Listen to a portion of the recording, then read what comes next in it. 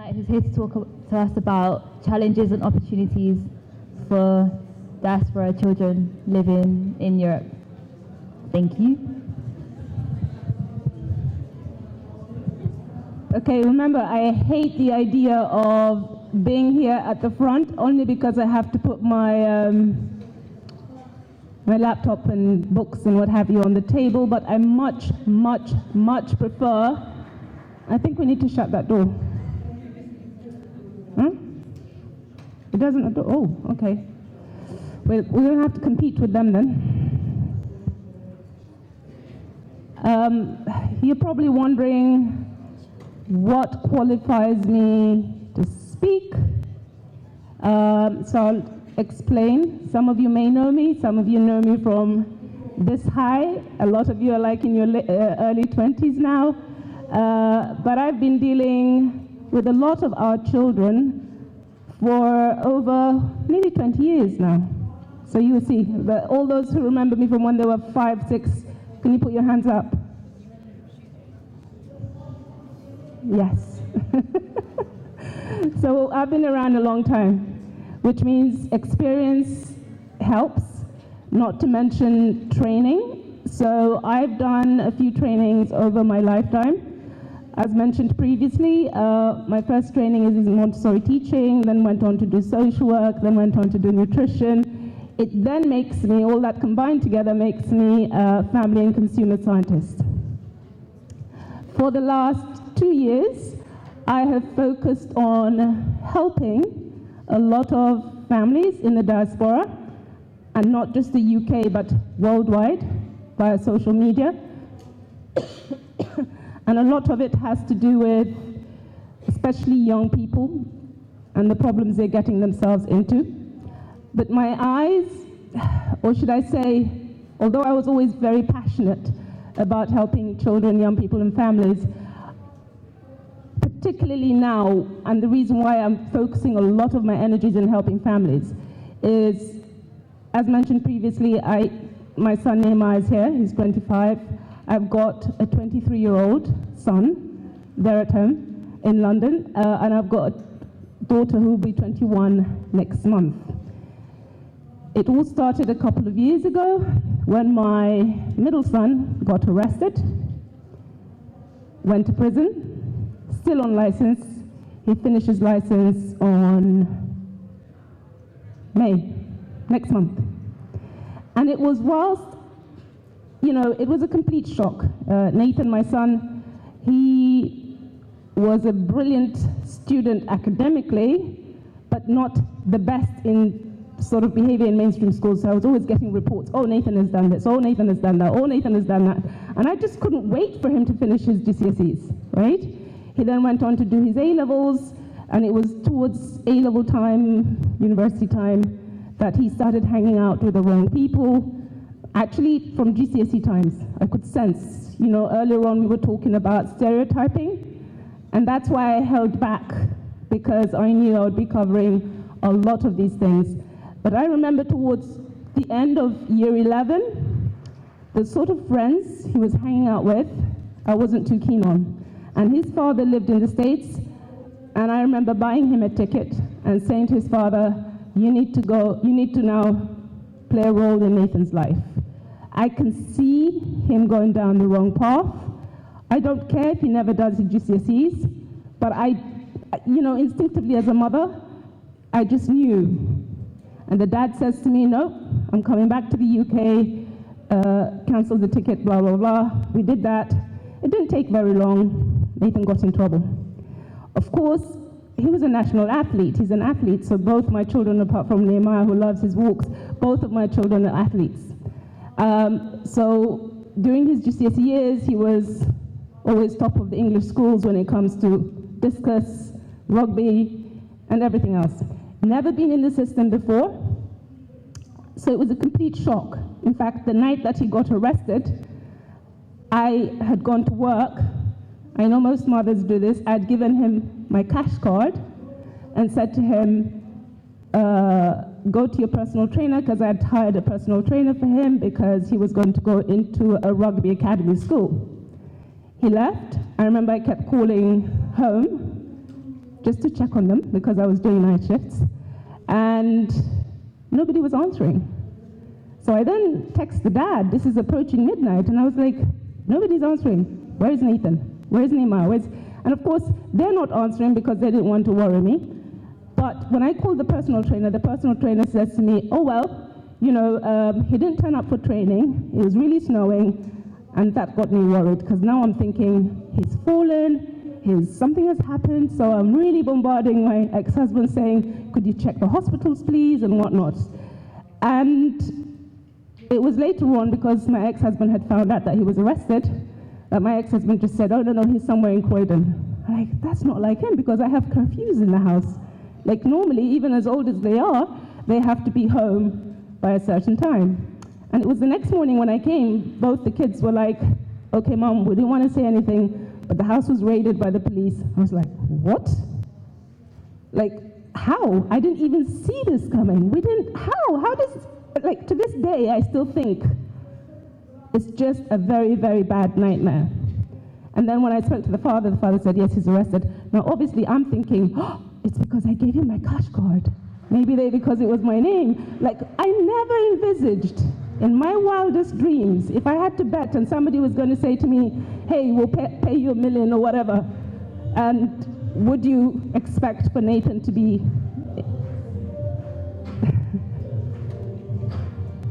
Is that disturbing? Can I go on? You can hear me?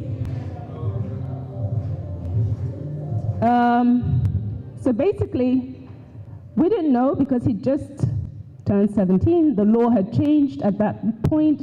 They were saying, well, he doesn't need an appropriate adult. Remember, all this is new to us as a family now, right? Although I had dealt with social work, I had dealt with working with young people, children, almost all my life. And I bombarded the police stations. They finally said, well, he's going to court as you speak. We walk into court, and the representative there just says, this kid shouldn't be here. And we're like, but he's definitely done something to be here. So, you know, they don't just arrest you for nothing. And we realized then, when he was asked, because he was not in the system, when they looked at his record, the interviewers, his parents, they realized he comes from a good home. He's doing really well at school. What happened? What happened? The issue, first thing he said to the lawyer was, I have resentment towards my dad. I'm angry.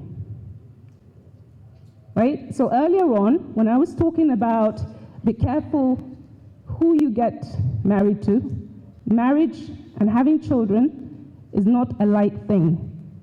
Even though his father and I got divorced when Nathan was about 8, I thought it was breeze sailing. I thought, yeah, you know, I can manage this as a single mom, and I think I did a great job. That's what I thought.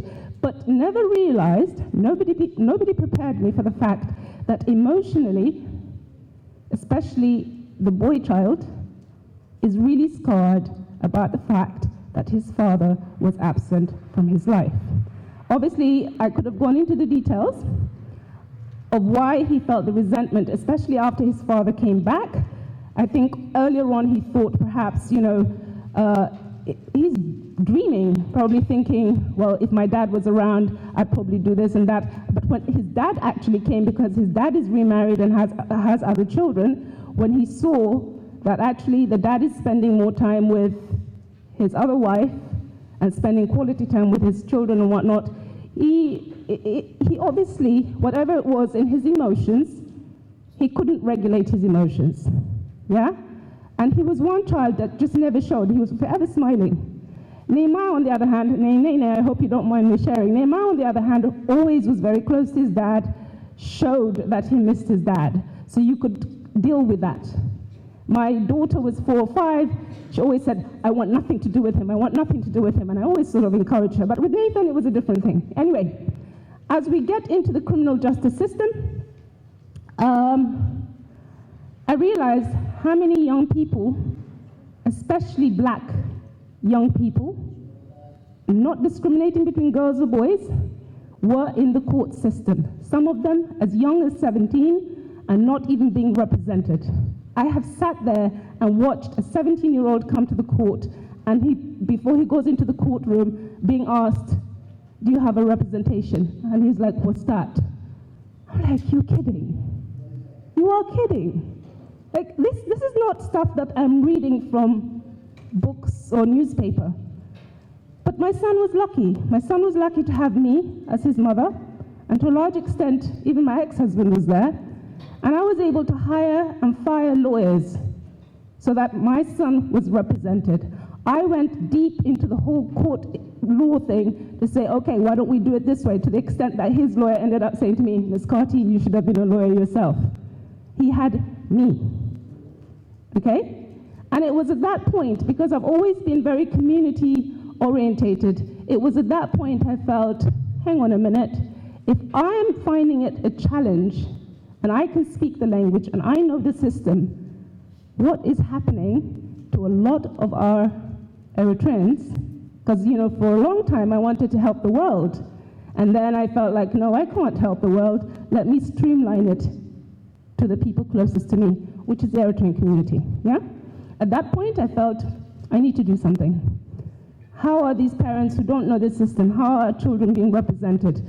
And of course, once he got sentenced and he was in prison, another whole different drama. He didn't continue his schooling.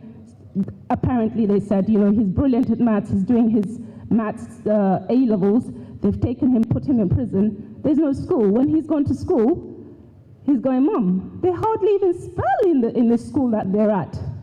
So then I'm advocating for him and saying, hang on, why, if we're rehabilitating these young people, and if we expect these young people to go to prison, come out, and be good citizens, what are we preparing them for? They said to me, oh, we're not used to having anybody like Nathan in prison. So they made no provisions. So that disrupted Nathan's education, what have you, the story's long. But today he's out on good behavior. He's doing really well. You know, from a parent's perspective, I look at the 23-year-olds and I think, Nathan would have graduated by now.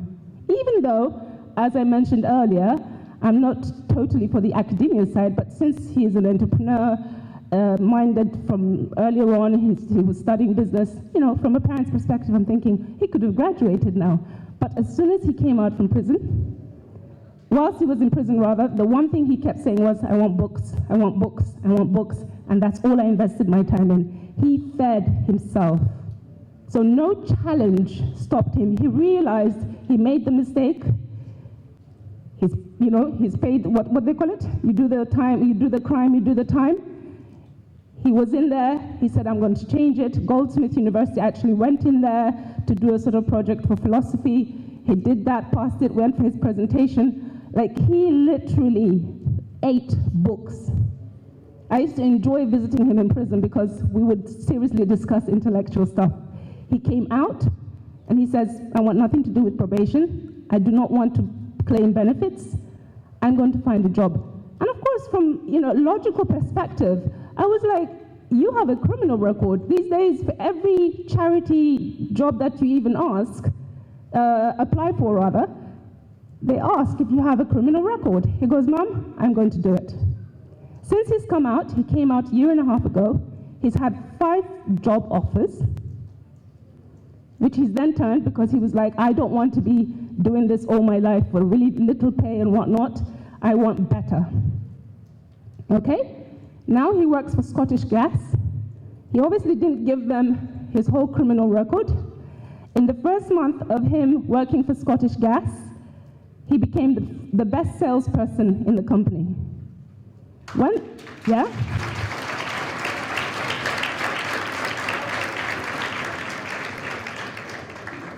And when they found out about his criminal record, they called him and had a meeting. They said, there is no way under the sun that Scottish Gas will have a criminal in their company. But because he did so well, and because they didn't want to lose him, they had to have meetings after meetings and said they would keep him because of his character and his professionalism and the fact that he's bringing money into the company. Yes?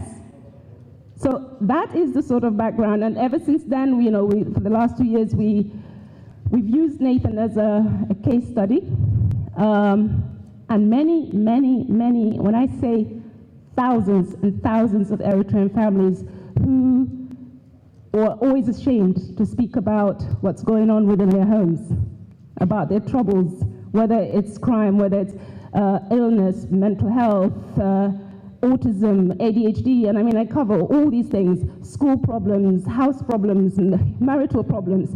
A lot of parents and a lot of families, for the love of their children, are now beginning to open up. So I'm inundated with so many phone calls every day from all over the world, okay? And that's where I'm coming from. So whenever, I'm trying, the one thing I don't like is people speaking for the sake of speaking or because it's theory. When it is experience-based, yes, I would feel guilty and not sleep at night knowing that I haven't shared it with you. If after I shared, you decide to go and make decisions, at least you're informed. Are you with me? That's the sort of background. So it's coming with love, it's coming with compassion, it's coming with care. I don't get paid for this. Half the time I'm doing night shifts to then help our community group, to attend courts, to attend prisons, to attend school meetings. Yeah, because a lot of our kids are being excluded from school too. Yes? And the aim ultimately is that we all work together, yes, to help mentor all our young people, the Eritrean young people, to become better examples, yes? Yeah? Okay. So earlier on, we covered quite a few topics, which I would have addressed, and I think in many ways we have addressed them, but there was the issue of our parents hitting us, okay? I'm guilty of that. I am guilty. As a matter of fact, the last time I actually did it was about 5 years ago with my daughter. She kept pressing the buttons, pressing buttons, and I kept saying stop. And she's just very, very strong-minded and very assertive. And she just kept pressing buttons. And I just saw red, literally. I was so angry. I had a cup on me, threw it at her. Yeah?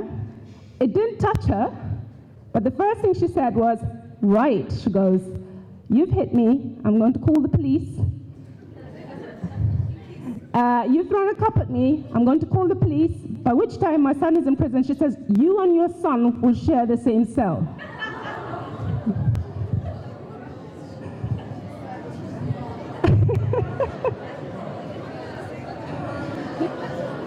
Right. Yeah.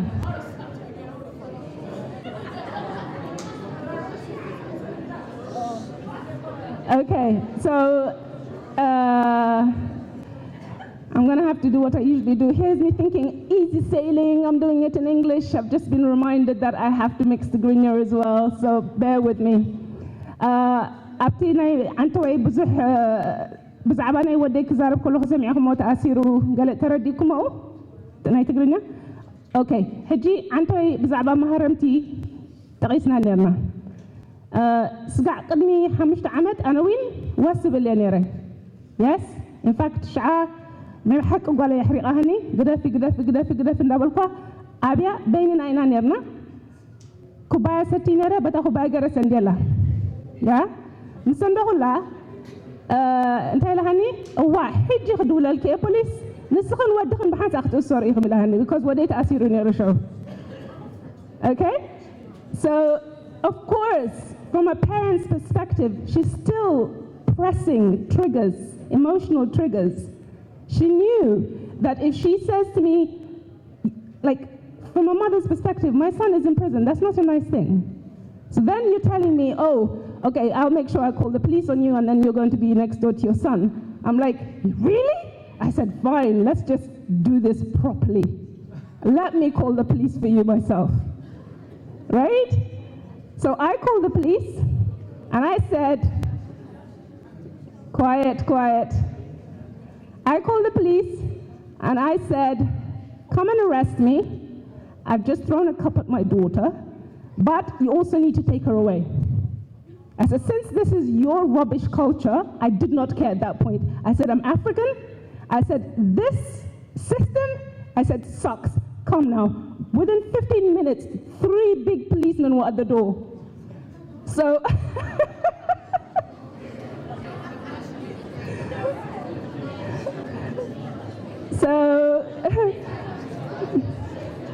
quiet. I know. Well, you'll have time to discuss. You'll have time to ask questions later. So they came. As soon as she saw the police, she went to her room. She went to her room. The police said, "What's up?" And by this time, I'm so angry. I'm crying. When I'm angry, I cry. I was just literally angry, and the police were like, "Madam, calm down, calm down, calm down." And I was like, "Okay." They said, "Yes, of course, by rights, the law says we have to arrest you.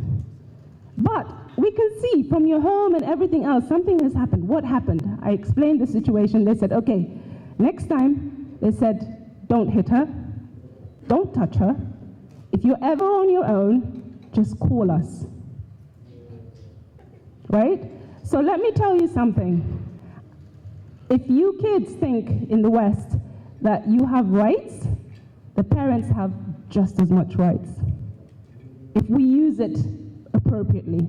Ever since that day, my daughter is extremely assertive, and I was always careful, especially from the age of 8. I invested in so many books and studies and psychology to ensure that, her assertiveness didn't go towards aggression, because I don't want her to be a doormat, but I also want her to be a strong woman, yes? So ever since then, every time things like that happened and we were on our own, I'd call the police. As soon as she hears the police speaking to me, she's up in her room. And you know what? The police come. And they're like, "Again?" I was like, "Yep, again." And that's how we've dealt with it, right? But obviously now she's much older, and I did that to protect myself. Because the reality is, the law is the law. This is not about emotions. I did that to protect myself. If this was in Eritrea or back in Africa, no problem. But here, I could end up in prison.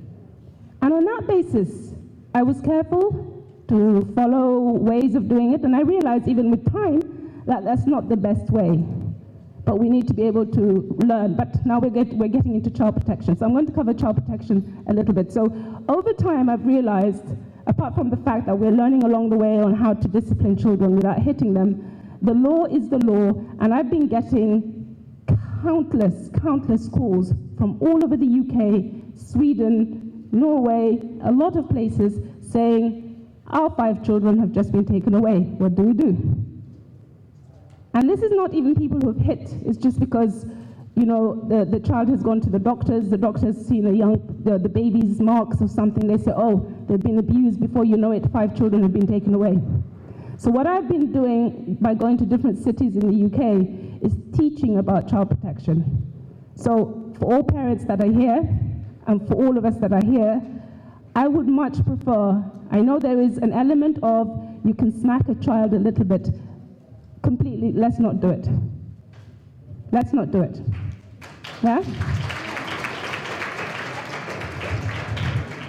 At the same time, my message is to all of you young people. Although we're parents, this is not like we parents being in Eritrea or in other parts of Africa where we have help, or the village brings up the children play outside, the parents hardly even ever see the child, they come in, they eat lunch. In the way that the Western world is constructed, especially for us, black people, is that we're all living in social housing. The rooms are very small. Parents have to go to work. Some parents are single parents, right? Then the parents are thinking of all the stresses and the environment doesn't help. And then when you're not listening or you're pressing emotional triggers, it causes a lot of stress on the parents, as well as stress on the children. So if you don't know the system like I did, to use the law to mediate between my daughter and myself, then of course there's going to be a very dysfunctional family and family breakdown and even children being taken away. Yes? Am I? So I know about Italian. Maharam to the Hanu Ilka. Okay. Italian is part of the European Union. Yes? Izi hagi nai qol'ud kahromiyo bilomun be United Nations tamasrate. Alright? So at the end of the day, you can still be held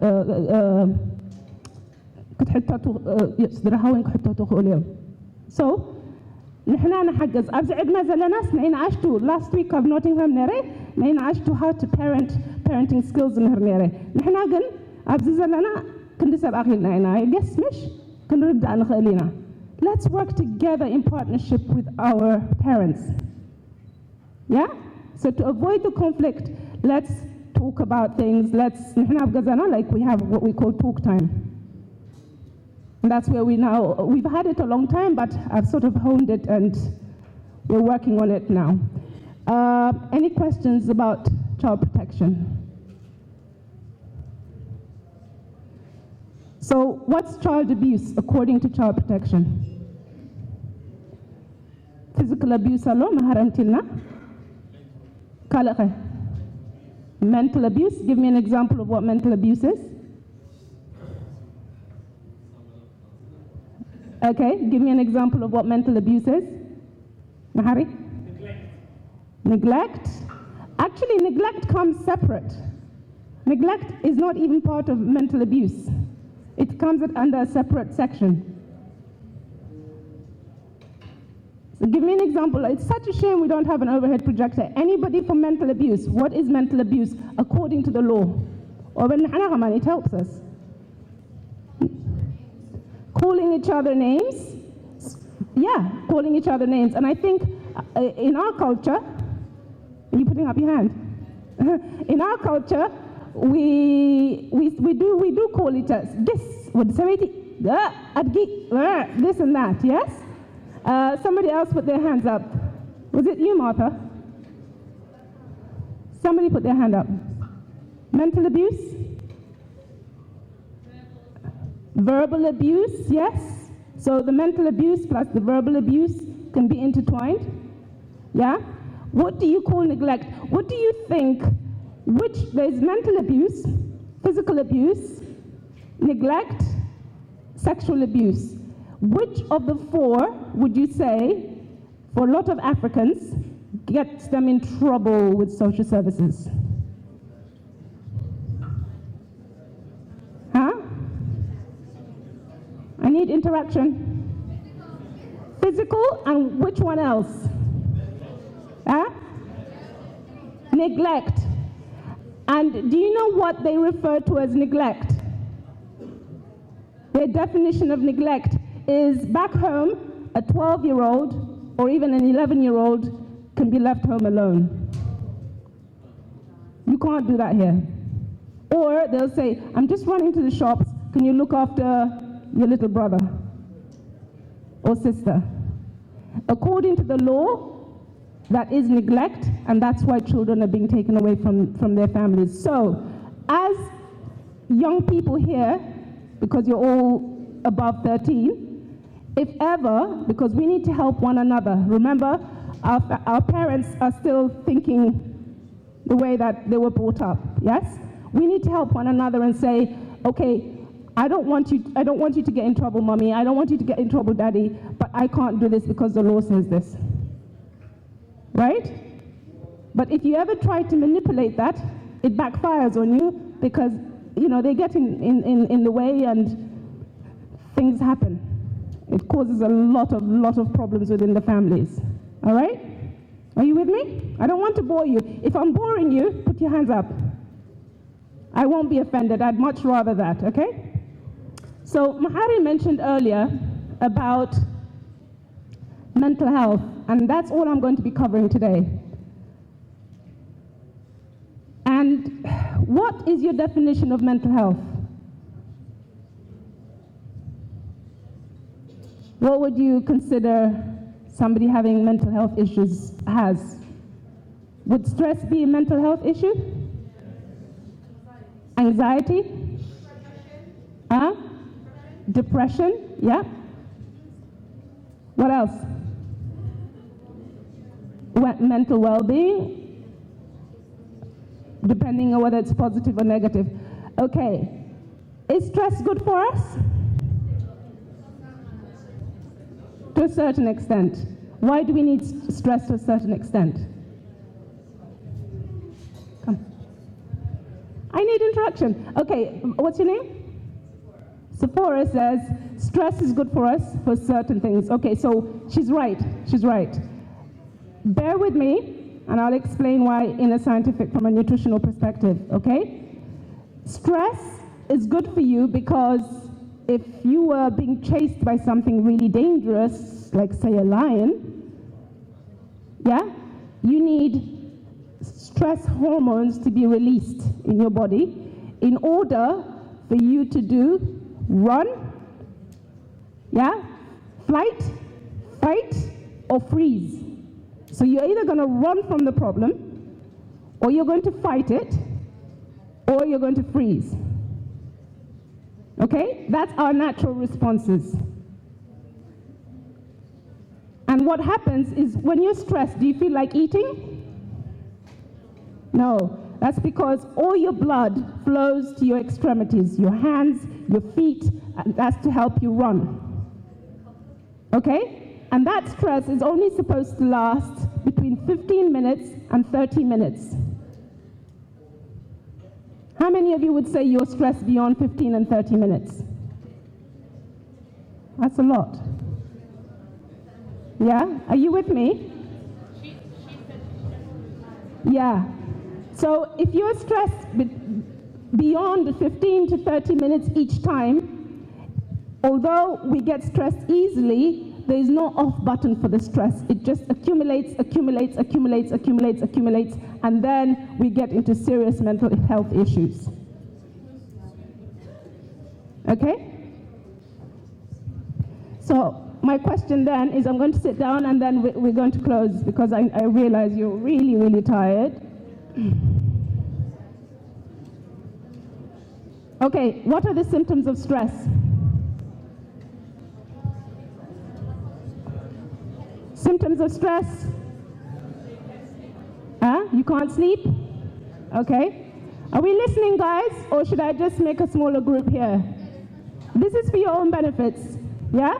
If we can resolve this, at least go back home with a little way of saying, how can I handle my stress? A lot of the issues we're facing, whether it's parents not listening to us, or us not listening to our parents, or whatever it is, it has to do with stress. Or whether it's knife crime. Think about why knife crime is so rife. People haven't learned to regulate their emotions, yes? So they carry the knife. Instead of dealing with their emotions, something happens with a friend they don't agree with, they get the weapon out, bam. It all has to do with stress. Diseases are on the increase because of stress. Okay, so somebody said it affects your sleep, you can't sleep. What else? What was that? Headaches, good. What else? Low energy, good. What else? Wobbly feet? Wobbly feet. When you feel like your feet are weak. Hard to breathe. Sweating. Lack of saliva. Have you ever experienced that? Seriously, lack of saliva? I've experienced it before and I didn't realize I was stressed. It literally, my mouth dried out. What else? Feeling like you're choking, feeling like you want to pass out, wanting to go to the loo more often, sickness, okay? Or saying like, I'm going to die, or your heart is beating so hard. There's all these things. The stresses sometimes, like, because you've got exams and you've got to study, that's good stress, okay? How do we deal with stress? Meditation. What else? Yoga. Yeah. What about exercise? Yeah.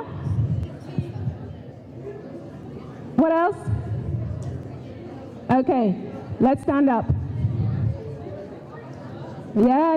You're all sleeping and chatting and...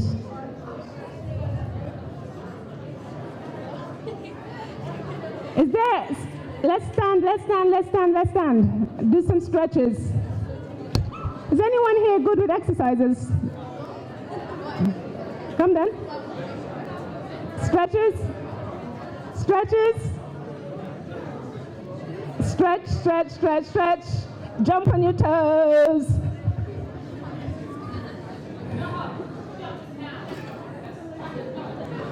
Oh, okay.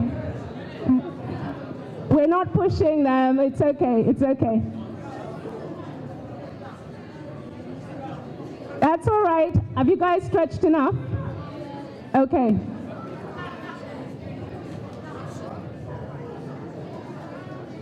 All right. Now, I don't know in other countries, but the UK is now allocating £200 million as of last year, because they say mental health issues are on the rise. So they have programs in schools now for mental health. All right? So we as a community are dealing with this, and we want you to focus on these things. Yeah? Right. I'm not going to say anything more. I want you to know, that's my first thing. The recognized problem with a lot of young people is stress. We've asked the questions earlier about why marriages, intermarriages, and dating and whatnot. We've covered all that, so that's job done for me. But are there any other issues that you think you're facing as young people?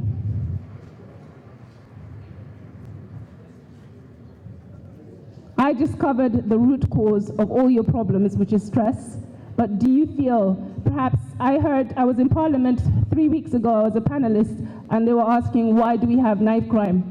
Why is the crime so high? And I was like, well, we need to deal with it at a very grassroots level. And my thing is, nutrition has a lot to do with it. How many of you believe in that? So apart from the exercises, how many of you believe that the foods we're eating, the drinks we're drinking, actually affects our mood?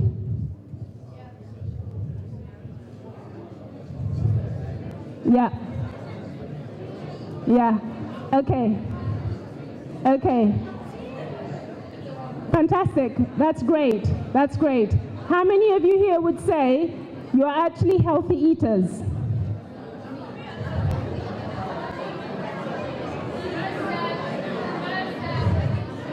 Okay. Can somebody tell me what your definition? I need you at the back to come to the front and just talk to me. What's your definition of healthy eating? What is balanced? Where are you young people going? Toilet. Where are they going? Okay. So we're going to cover this, and let me just say one thing. At the foods we eat, how many of you eat fried food? How many of you eat bread? How many of you eat sausages? Bacon? Okay, hands down.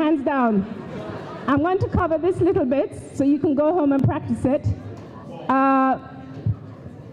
Did you know that oil is extremely dangerous for you? Oil, any oil.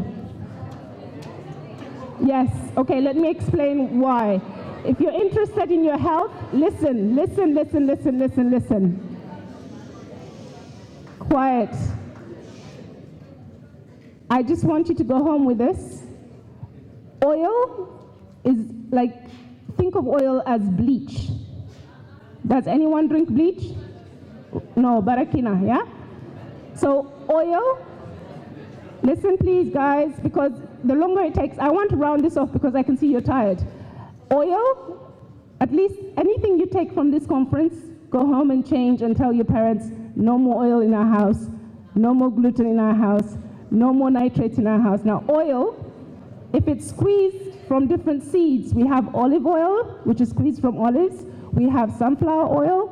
We have all different seeded oil. Any seed can make oil. But what happens is when it's squeezed or crushed to create the oil, it's done in big factories, okay? They add all sorts of chemicals to it. Then they bottle it. And once it's bottled, there's oxygen in it. It's oxidized. Oxidation basically means when the oil or anything touches the air, it then becomes a free radical. I'm sure you've heard of that, yeah? It becomes poisonous. No different to you cutting an apple and leaving it out, and then the apple turns a little bit brown in very short seconds, right? You know that. So it's the same way. We don't see it with the oil, but the oil causes a lot of inflammation, and inflammation just basically means it really scratches all your insides. Okay? The next thing is gluten, and gluten is found in everything that's to do with wheat products. And that's with bread, with pasta. I know, listen out, that is a choice you make. I think a lot more young people are clued up. The gluten or the wheat we eat today is not what our forefathers ate 100 years ago. Have you all heard about GMO, genetically modified? Right. So the gluten today is genetically modified, or the wheat, should I say, the seed. And when it's planted, all they care about is how much wheat will grow and give them high yields without using a lot of pesticides or whatever, so they can earn more money. Okay? So when we eat that, in our small intestines, for those of you who've done biology at school, when we eat gluten, the digestion finishes in our small intestines. Our small intestine is a hole, there's a hole in there, and inside the hole is what we call villi, like little hairs, yes? From there, all the nutrition, whatever we eat, all the nutrition is squeezed through our small intestines to the rest of the body. It flows to the blood. But the gluten literally flattens the hairs and makes holes in the small intestines. So whenever we eat anything, things are not being digested, things that are toxic, things that are not good for us, instead of being filtered in the small intestines, go straight into our bloodstream, straight into our bodies, and it gives us all sorts of sicknesses. With sausages and all these other deli meats, the only reason why I say do not eat, because they add what they call nitrates. It's a chemical to preserve it. You can go to the butchers and say, can I have sausages that don't have nitrates? Yes? There is gluten-free pasta, there is gluten-free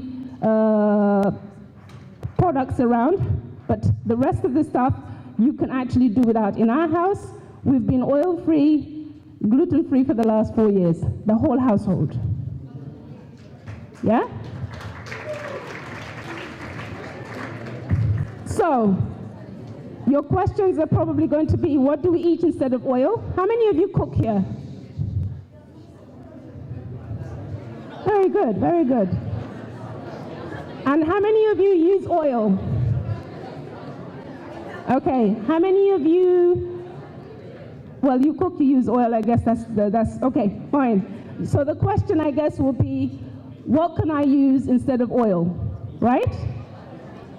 Butter. Butter. Okay, do you want me to continue or round it off here? Shall I continue or finish it off here? Continue. I need to hear louder because I'm not going to give... Okay, I'm going to finish it here. Just know, for those that are interested, maybe you can stay and I will continue. But one thing I never do is, especially young people, when they're tired, okay? But for your own good, use butter, organic milk, organic eggs. That's what feeds your brain, that's what feeds your nervous system, okay? But most importantly, this conference is about our identity, okay? One more thing, this conference is about our identity. Do you know what? with all the time that we've been gluten-free, oil-free, and really living a healthy lifestyle at home, when we did our research, almost everything that is considered healthy points back to the Eritrean diet. Yeah? Everything. You talk about flaxseed, you talk about esmi, which is ghee, you talk about shiro, you talk about berbere. I mean, for goodness sake, they're selling capsules with berbere. Yeah, you can actually buy capsules for berbere because they're saying, oh wow, that's got so much nutrition in it. So if we go back to eating all the traditional foods that we've probably been scorning, you'll be a much healthier person. If you need more of nutrition and the details, I much prefer for those who are interested to come and ask me questions so that I can we can give them 100% attention. But for now, I'll leave it there unless you have any more questions. But before we forget, our mantra for security reasons, does everybody know what they should and should not be doing? Can I hear it, please? What's the one rule? No drugs. Next one. No alcohol. Next one. No boys and girls. Next one. Okay. Yeah. What else? No ordering food. Well done. So thank you for listening. I hope you've taken something out of this. Sit down.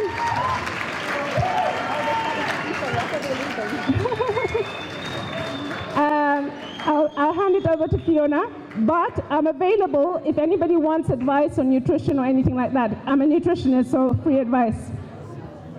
Well, thank you so much, Senait, for that. Guys, can I get your attention? If you're Hijri, please do not leave the room. Let me explain. So, I think we're due for another break, right? You guys want another break? Yeah? Cool, good. Sorry? We'll speak after, 1 second. So, wait. So, guys, we're going to be, just to inform you, we're going to be joining next door, okay? So because that's going to happen, the partitions are going to open, and we need to help get the chairs in rows with the middle part in for them. Does that make sense? Before that, because we know you're a bit hungry as well, we got you some snacks, okay? So what we're going to do is we're going to put them on the table here, some biscuits and crisps, and then if you can line up and get them. Wait, line up and get them, okay? Because it's going to get too crowded. So for now, a packet of crisps per person. If there's spare, you can come back. If you have any allergies, because there is some traces of nuts, but any other allergies as well, please approach me before you touch anything, okay? Question, yeah? So, guys, can I get your attention? Because it's going to take much longer if everyone's talking. Okay? So, dinner is, I think dinner is 7 o'clock, okay? So, that's why we got you the snacks now. Guys, I can't talk if everyone's talking. So, dinner is at 7 o'clock. Another question? So the whole thing finished at 7, but we're going to try and make it as interactive as possible. And if we do feel we need a break, I'm here to listen to you, okay? So please cooperate with me, and I can help you back. But if you start getting agitated and getting angry, I can't help you, okay? So please approach me and talk to me.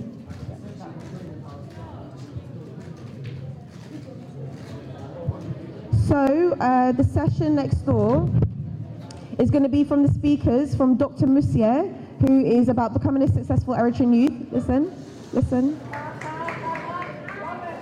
Listen, guys. And the next session after that is Dr. Metkel Yebio, who's going to be doing, guys. So his title is Nothing is Impossible. The word itself says impossible, and then Dr. Moussier's bit, the first bit, is becoming a successful Eritrean youth, okay? I know these sessions, sometimes it can be a bit draining, but they are saying some useful information, so please do take that in, okay? They're dedicating their own time to do that session, so please do pay attention. How long are they? In total, no, less. No, they're less than an hour. No, one's slightly longer than an hour, and one is less than an hour, so don't worry, okay? It's okay. Guys, the reason I'm telling you this is because I want to communicate with you, all right? Cool. Right, any other questions before we move on?